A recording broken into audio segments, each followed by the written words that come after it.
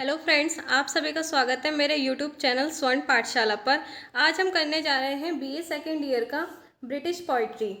जो हमारे इंग्लिश में दो सब्जेक्ट होते हैं उसका ब्रिटिश पोइट्री वाला हम पार्ट करने जा रहे हैं, जिसमें हम यूनिट फर्स्ट करेंगे। और यूनिट फर्स्ट में हमारा the lyric, the sonnet, the ode, the ballad, the dramatic monologue, the epic and the elegy, इसका आज हम पार्ट 1 करेंगे।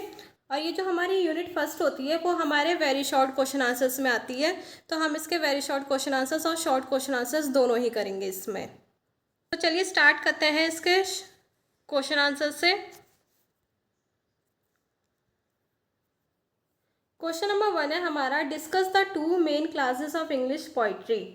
तो इसका आंसर है the English poetry may be divided into two classes. कौन कौन से दो क्लासेस है इसकी? एक तो है हमारा सब्जेक्टिव पोइट्री और दूसरा है हमारा ऑब्जेक्टिव पोइट्री। उन्होंने इन दोनों क्लासेस को क्या करा हुआ है, डिफाइन भी करा हुआ है। तो subjective poetry deals with the emotions, feelings, patience, likes and dislikes of the poet. जो सब्जेक्टिव पोइट्री होती है वो पोइट के फीलिंग से, इमोशन से, पैशन से, लाइक्स और डिसलाइक्स को डील करती है। It is a direct expression of the poet's own heart. ये जो सब्जेक्टिव पोइट्री होती है वो पोइट का जो हर्ट होता है, जो उसका मन होता है, उसके ये डायरेक्ट एक्सप्रेशंस होते हैं। In this kind of poetry the poet takes the readers into his confidence. जो इस काइंड की पोइट्री में क्या होता है, जो पोइट होता है वो अपने रीडर्स को कॉन्फिडेंस यानी कि अपने विश्वास में ले लेता है। He like a friend tells the readers about his joys and sorrows. और जो पोइट होता है वो क्या करता है, अपने रीडर्स को फ्रेंड की तरह अपने जॉयज यानी कि अपनी खुशी के बारे में बताता है, अपने सोरो यानी कि दुख के बारे में बताता है।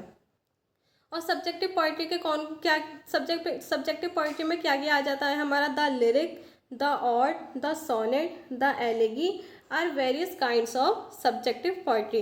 ये सब्जेक्टिव पोइट्री के काइंड्स है। नेक्स्ट है हमारा ऑब्जेक्टिव पोइट्री।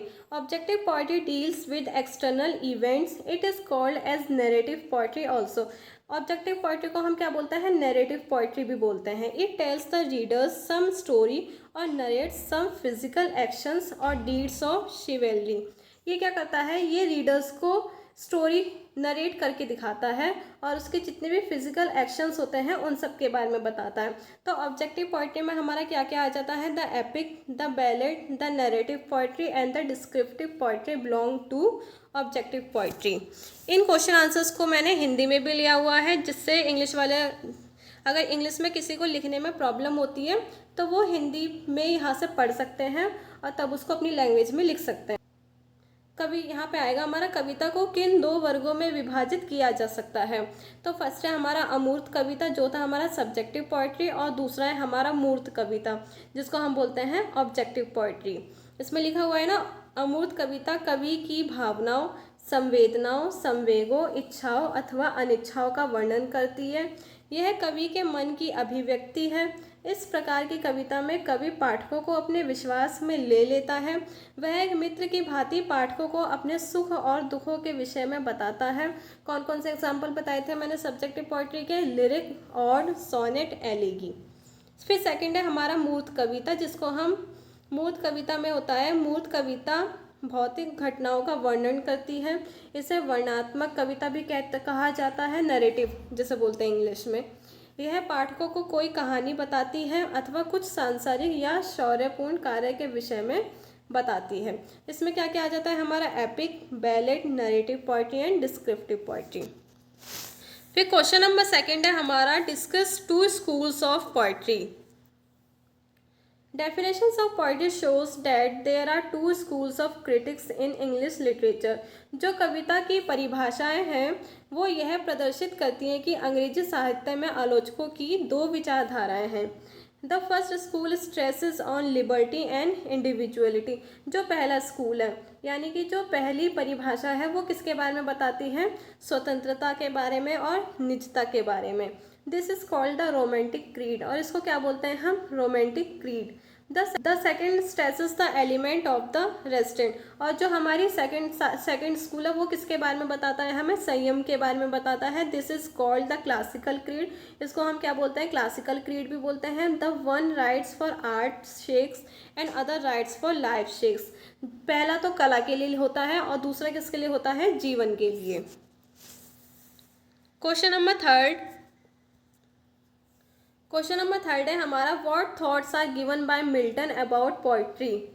मतलब मिल्टन ने क्या विचार प्रकट किए हैं कविता के बारे में। तो John Milton was a Puritan scholar and wrote for scholars. John Milton विद्वान था और किसके बारे में लिखता है, वो विद्वानों के लिए लिखता है। Many a critic have praised him for his sublimity and grand style. बहुत सारे जो आलोचक थे उसने उसके उदार व अच्छी शैली के लिए उसकी प्रशंसा की है। He is the glass of fashion and mold of form so far as English poetry has been concerned, as a devoted person, and he used his poetic talents to serve with my maker. To serve there with my maker. अब इसको हिंदी में देख लेते हैं कि ये कहना क्या चाहता है। जॉन मिल्टन एक प्योरिटन यानी कि प्रोटेस्टेंट मत के शुद्धतावादी दल का सदस्य है, विद्वान था और विद्वानों के लिए लिखता था। अधिकांश आलोचकों ने उदार व अच्छी शैली के लिए उसकी प्रशंसा की है। जहाँ तक अंग्रेजी कविता का संदर्भ है वह रुचि का दर्पण है व औपचारिकता का सांचा है। एक समर्पित उपासक के रूप में उसने अपनी काव्य प्रतिभा का प्रयोग अपने ईश्वर की तन्मयता से सेवा करने में किया। Question number 4, what is meant by lyric. और ये क्वेश्चन हमारा 2021 में भी आया हुआ है। The word lyric is derived from the Greek word. जो लिरिक वर्ड है वो हमें कहाँ से मिला है, ग्रीक वर्ड कहाँ से, लिरे से। अ म्यूजिकल इंस्ट्रूमेंट, और लिरे का मतलब क्या होता है, एक म्यूजिकल इंस्ट्रूमेंट जिसको हम हिंदी में बोलते हैं वाद्य यंत्र। Originally it was a song meant to be sung with the lyre. It may be defined as a short musical poem dealing with a single mode or emotion. According to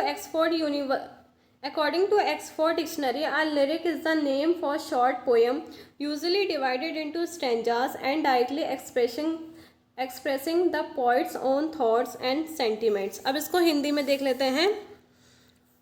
lyric शब्द यूनानी भाषा के लिरे शब्द से निकला है जिसका अर्थ है वाद्य यंत्र, जैसे मैंने अभी बताया था म्यूजिकल इंस्ट्रूमेंट।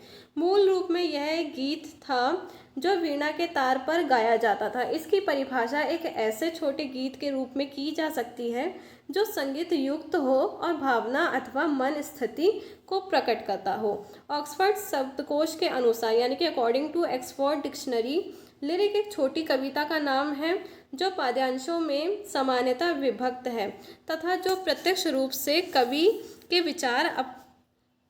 कवि के अपने विचारों व भावनाओं को व्यक्त करता है। नेक्स्ट क्वेश्चन है हमारा क्वेश्चन नंबर 5, और ये भी हमारा 2021 में आया हुआ है। What are the salient features of a lyric. Lyrics की कौन कौन सी विशेषताएं हैं। The features of a lyrics are given below. First है हमारा, it is a short poem dealing with the poet's single emotion. Lyric जो होती है वो शॉर्ट पोएम होती है जो पॉइट्स के इमोशंस के साथ डील करती है। सेकेंड है हमारा, it is a musical composition to be sung to the tune of a lyre, a Greek musical instrument. ये एक म्यूजिकल कंपोजिशन है जिसको किसके साथ गाया जाता है, एक ट्यून के साथ गाया जाता है। It is a subjective poem expressing the changing moods of the poet. ये एक सब्जेक्टिव पोएम है और इसमें क्या होता है, इसमें जो पोइट के जो मूड होता है वो कैसे कैसे चेंज होता है उसको एक्सप्रेस किया जाता है इसके अंदर। फोर्थ पॉइंट है हमारा, it is well organised poem having a fairly beginning, a middle, thought suggested by the emotion and the end when the poet returns to the mood of reason.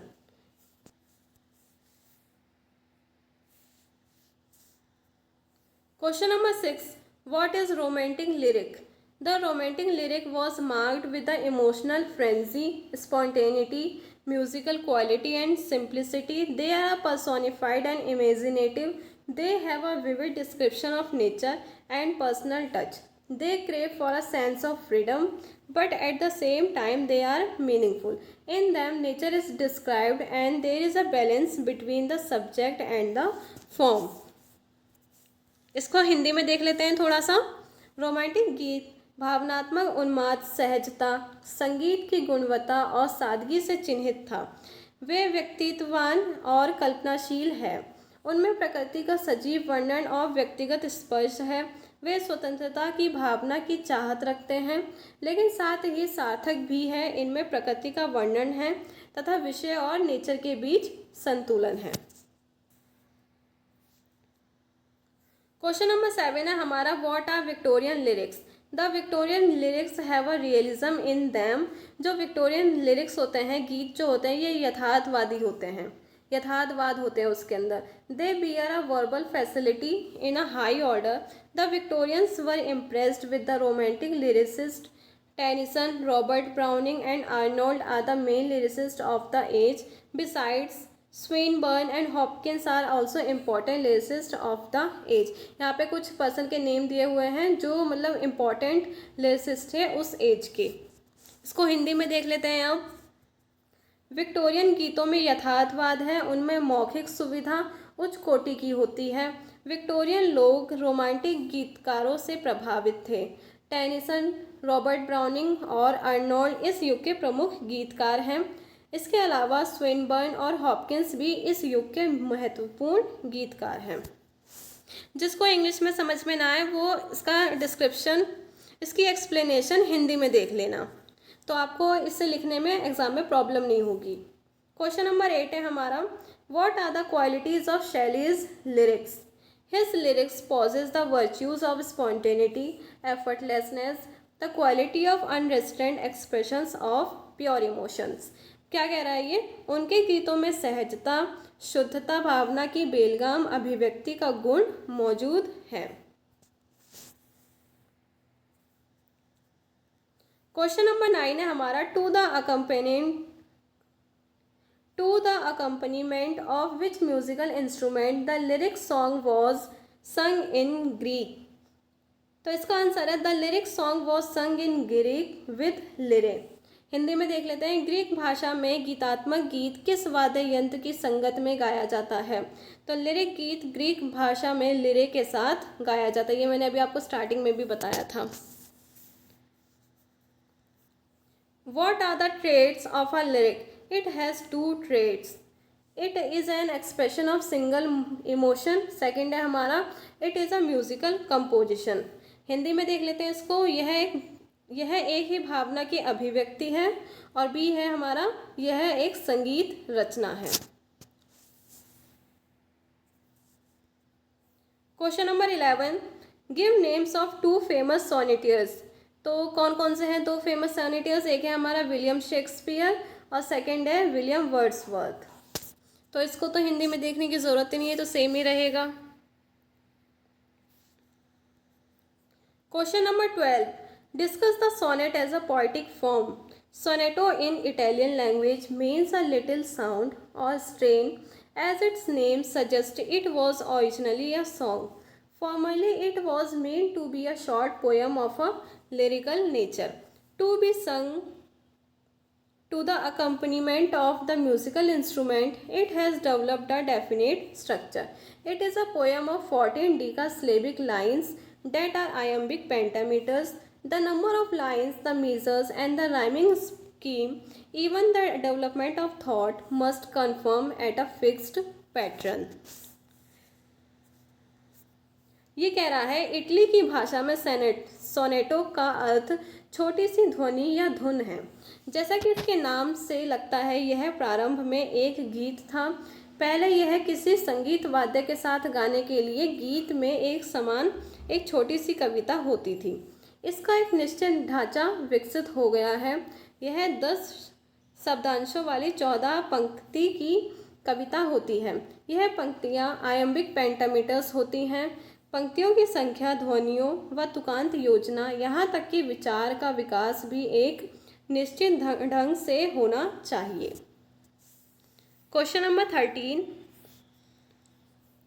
Give two kinds of sonnet according to their structure. Sonnets are of two kinds. कौन कौन से kinds के होते हैं? Petrarchan और Italian. Second है Shakespearean और the English.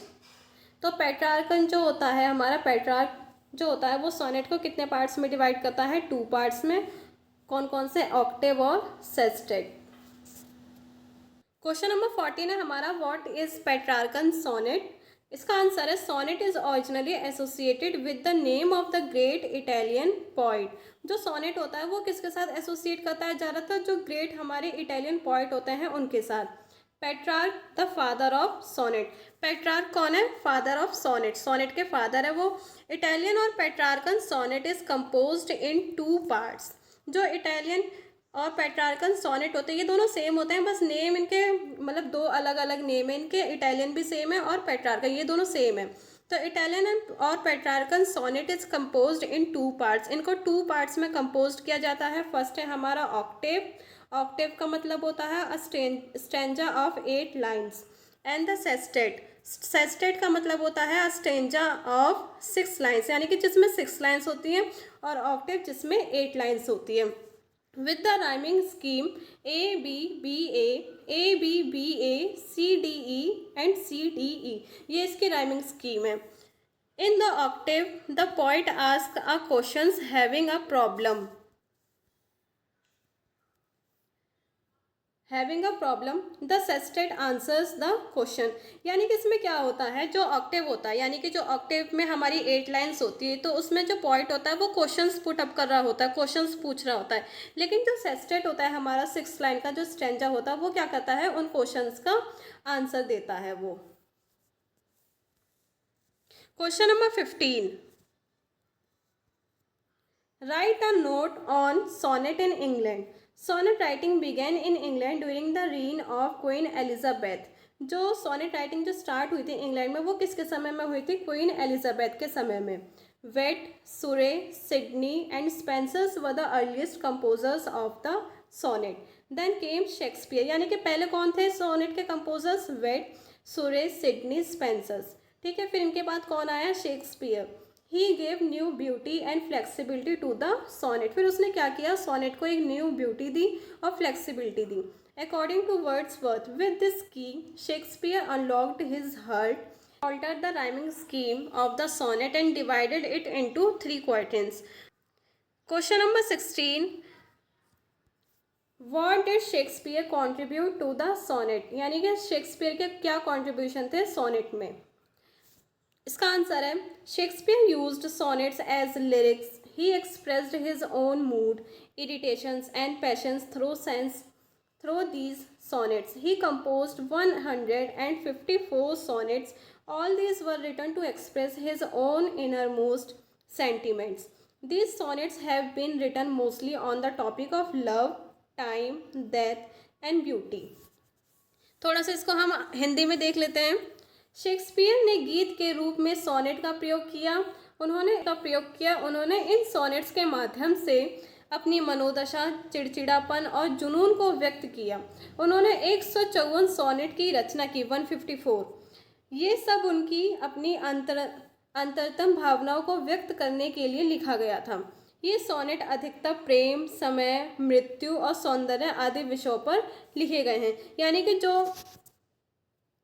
Shakespeare जो सोनेट लिखते थे वो ज़्यादातर किन टॉपिक के ऊपर होते थे? लव, टाइम, डेथ, ब्यूटी, इन सब के ऊपर होते थे। Question number 17, what is quatrain? Quatrain का मतलब क्या है? 4 लाइन्स ऑफ अ सोनेट और पोएम इज कॉल्ड क्वाइट्रेन। यानी कि जो हमारी 4 लाइन्स होती है पोएम में या फिर सोनेट में, उसको हम क्या बोलते हैं? Quatrain. Question number 18, give the rhyming scheme of Shakespearean sonnet. तो इसकी शेक्सपियर सोनेट की राइमिंग स्कीम क्या है? A B C D E F and G is the rhyming scheme of the Shakespearean sonnet. Question number 19, what is the English model of the sonnet? The sonnets written by Shakespeare are English models of the sonnet. Question number 20, how many lines does Octave have? तो मैंने आपको बताया था Octave में कितनी lines होती हैं? 8 lines. Question number 21, how many lines does sestet have? Sestet में कितनी लाइन्स होती है? 6 lines. Question number 22, give the rhyming scheme of Petrarchan sonnet. Petrarchan sonnet की हमें राइमिंग स्कीम बतानी है, तो क्या होता है? A B B A C D is the rhyming scheme of the Petrarchan sonnet. Question number 23, who invented the sonnet?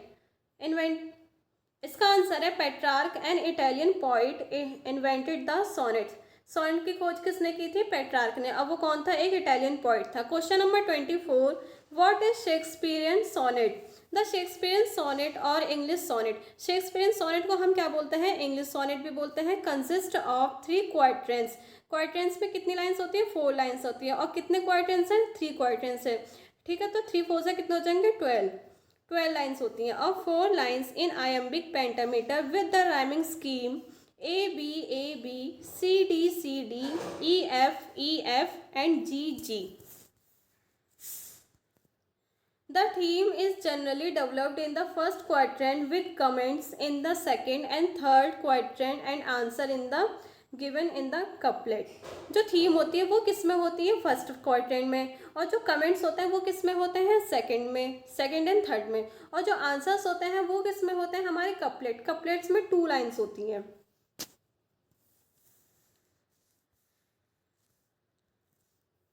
Question number 25, what is the Spenserian sonnet? What is its rhyming scheme? Spenserian sonnet is an important variant of Shakespearean sonnet. In the Spenserian sonnet, each quatrain is linked to the next by a continuing rhyming scheme A B B C। इसमें क्या होता है? जो हमारा पहला वाला जो quadrant होता है वो दूसरे वाले क्वाड्रेंट के साथ लिंक करता है। जैसे इसमें राइमिंग स्कीम में देखिए आप, यहाँ पर है ए बी और ए बी, फिर नेक्स्ट में क्या है? बी हमने यहाँ से लिया, अब क्या लिया हमने यहाँ पे? बी लिया, और फिर क्या हो गया? B C. अब यहाँ से सी को हम लिंक करेंगे दूसरे वाले क्वाड्रेंट में, तो क्या बन जाएगा हमारा? C D. और नेक्स्ट है हमारा E. This kind of sonnet was formed by Spenser. और इस सोनेट को किसने फॉर्म किया था? स्पेंसर ने। और जो इंग्लिश सोनेट था उसको किसने फॉर्म किया था? शेक्सपियर ने। He used it in his Faerie Queene. और इसने इसको किस में यूज करा था? उसकी जो फेरी क्वीन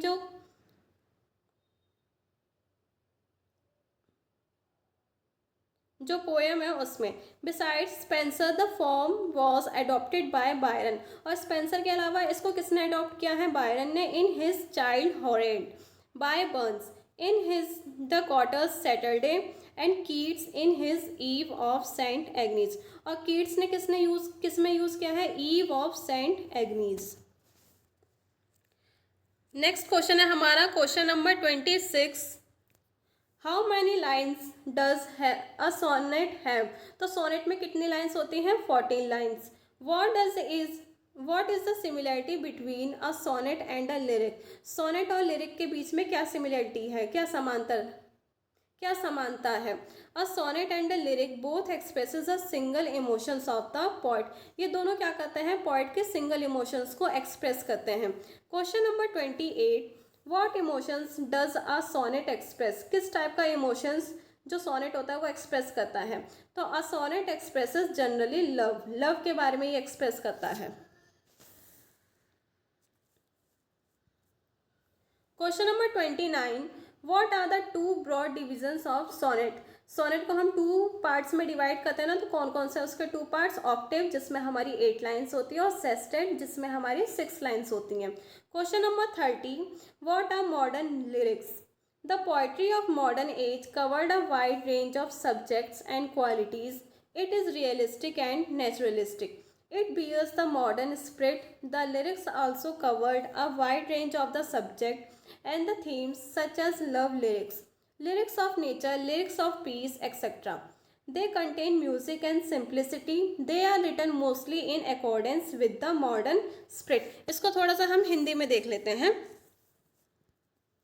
हिंदी में दिया हुआ है, आधुनिक युग की कविता में विषयों और गुणों की एक विस्तृत श्रृंखला शामिल है। यह यथार्थवादी और प्रकृतिवादी है। इसमें आधुनिक भावना है। गीतों में विषय और थीम की एक विस्तृत श्रृंखला भी शामिल है, जैसे प्रेम गीत, प्रकृति के गीत, शांति के गीत आदि। इनमें संगीत और सादगी होती है। वे ज़्यादातर आधुनिक भावना के अनुसार लिखे गए हैं। नेक्स्ट क्वेश्चन है हमारा question number 31, give the difference between Petrarchan and Shakespearean sonnet. इन दोनों के बीच में हमें डिफरेंस बताना है। फर्स्ट है हमारा, Petrarchan sonnet was invented and used first by Petrarch. जो पेट्रार्कन सोनेट है वो किसने इन्वेंट किया था? पेट्रार्क ने, और उसने ही सबसे पहले उसको यूज़ किया था। और शेक्सपियरियन सोनेट को हम क्या बोलते हैं? English sonnet was first used by Surrey in England and later on by Shakespeare. और जो हमारा शेक्सपियरियन सोनेट है उसको सबसे पहले यूज़ किसने किया था? सूरे ने इंग्लैंड में, और उसके बाद शेक्सपियर ने। सेकेंड पॉइंट है हमारा, Petrarchan sonnet was brought to England by Wyatt. जो पेट्रार्कन सोनेट है वो इंग्लैंड में कौन लेकर आया उसे? वेट। और इंग्लिश सोनेट को कौन लेकर आया? सूरे।